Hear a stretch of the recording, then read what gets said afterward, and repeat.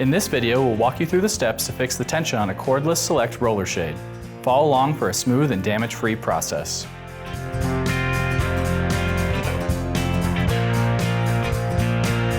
For shades with fascia, start by removing the fascia.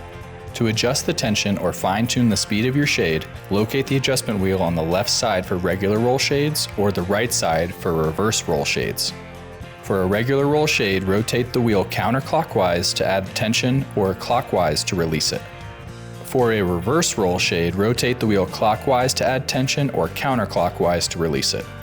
Since the required tension depends on the size and weight of your fabric, periodically test the movement by pulling the shade down until it locks. A gentle downward tug on the bottom of the rail should then allow the shade to retract smoothly to the upper limit.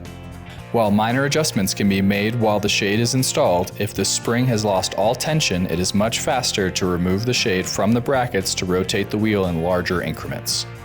To prevent the spring from losing tension when removing the shade, start by pulling the shade down 1 to 2 inches so it is not resting at the upper limit.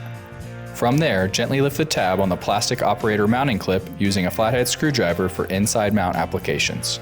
Use extreme caution not to bend the tab too far, as breaking this clip will require a full replacement of the operator.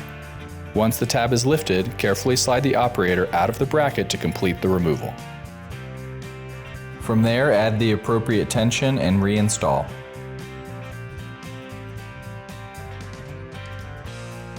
And that's it. Thanks for watching. For more videos, visit Insaroll.com.